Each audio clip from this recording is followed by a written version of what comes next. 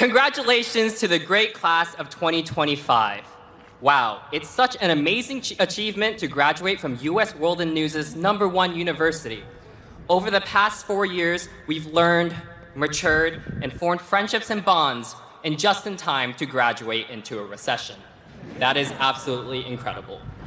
Before coming up here, I was told that my speech should be fun and meaningful. And although these are two concepts that I hate, I have recently come to terms with the fact that my time here has been filled with both. We've created art, worked with amazing faculty members, and even learned what it sounds like when the campus fox engages in procreation. If you're wondering what it sounds like, it's like when you squeeze a rubber chicken, it's like, eh. This speech is off to a great start. For me, my favorite part of Princeton was being a part of Fuzzy Dice, an improv comedy group that asks the question, what if college improv could actually be cool? We're still waiting on an answer, but it'll happen one day. I remember my first day here when I stepped foot on campus and was stunned by its picturesque beauty, only for that moment to be shattered when I was handed a tube and told to spit in it. I also remember feeling such imposter syndrome. It seemed like no matter where I looked, there was a math genius or a brilliant writer or a future consultant, a phenomenon so prevalent here that someone just told this joke in a funnier way, and I should have pulled a Princeton and consulted with him first. At the end of my first day, I was lying in bed as the person who lived next door played White Noise, Taylor Swift, really loud. And I remember thinking to myself, what I can only assume former President Joe Biden also asked himself at the time, can I make it 4 years?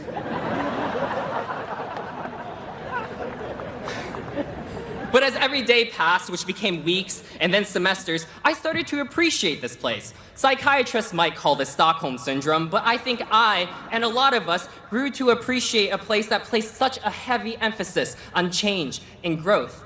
And it's important to remember that while we were changing, Princeton was changing too. Remember when Princeton banned electric scooters our junior year, and suddenly a third of our grade knew what it was like to support the Second Amendment? They were all like, why should I not get to use a scooter when I use it responsibly? Or, I only use my scooter for recreation. Or, the only person who can stop a bad guy on a scooter is a good guy on a scooter. Thank you. Personally, I wasn't affected by the scooter ban. I prefer to run over pedestrians on a bike. And sometimes institutional change would come literally, like when you would walk to class only to find a hole in the ground where the room was the day before. Here's a crazy idea, Princeton. Try building one thing at a time. During our time here, you've simultaneously demolished an entire... Wow, I'm sorry. During our time here, you simultaneously demolished an entire residential college, built 2 more in the architectural style of what I can only describe as rectangular prism, started building another one, almost finished an art museum, dug up Poe Field, filled up Poe Field, I could go on, so I will, started constructing a new engineering school, but now with windows so BSE kids can finally know what outside looks like, installed geo-exchange pumps, built a new health center. Enough! Princeton, you can't just disappear for 18 years of my life and then throw a bunch of buildings at me to win my love. You're not my real dad. Sorry, I know a lot of these changes were made so Princeton can be carbon neutral by 2046, but it's nice to know that our 20th reunion will still be powered by coal. Shout out Caitlin Durkin for that joke. As we in Princeton changed, so did the world. We've seen 2 different presidential administrations, lived through shifts in the world order, and witnessed the rise of artificial intelligence, which has already fundamentally altered the career landscape. Side note, that's why I'm choosing to pursue a career in the performing arts. Hey, you can't lose your job if you never get one in the first place. That hit a little home for some of you too. All of this change happening means that us Princeton students feel like we have to say yes to everything, otherwise we'll be left behind. Do you ever notice how we're really good at agreeing to do things even if we probably shouldn't?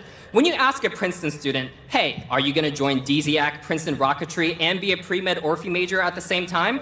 they'll say yes.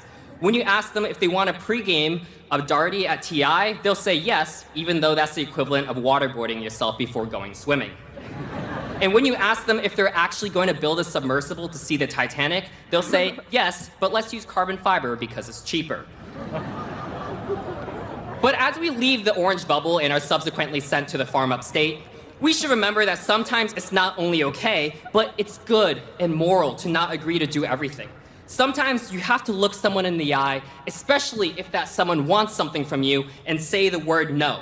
If you want to capitulate and say yes to everything that's demanded of you, that's okay. I'm sure Columbia University's administration has an open spot.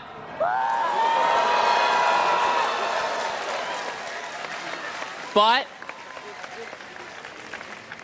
for everyone else, I'd like us to practice using the word no. Just pretend this is a precept, except you're actually going to participate. When someone says, "We're offering you a remote internship that pays $400 a week. Please give us your driver's license." What do you say? Say it with me. No. When your boss at Goldman Stanley or Morgan Sachs asks you, "Do you want to consult for Purdue Pharma and the FDA about opioids at the same time?" What do you say? No. When your significant other says, "Honey, please come back home from work. Your kids miss you." What do you say? No. And when someone asks if they should add the Atlantic's editor-in-chief, Jeffrey Goldberg, to your group chat, what do you say? Yes, yes, yes, because that was really funny. It's a scary world out there. Every day, we're blasted with a fire hose of news that everything is changing too much. Academic freedom is under attack, the economy is performing zigzags, and I majored in neuroscience, and I don't even know what that is. But I have unlimited faith in most of you. Because we made it through the senior thesis, the light at the end of the tunnel, if that light was an incoming train. We pushed through writing stems, choked down Southwest lasagna in the Whitman dining hall, and witnessed successful lewdness on the towpath, one of us more than everyone else. And so, the shared experiences we formed with each other as members of the great class of 2025, as colleagues, as friends, and as a family, those connections will always be there. That never goes away. And that's why I've sent you all a LinkedIn friend request. Thank you and congratulations.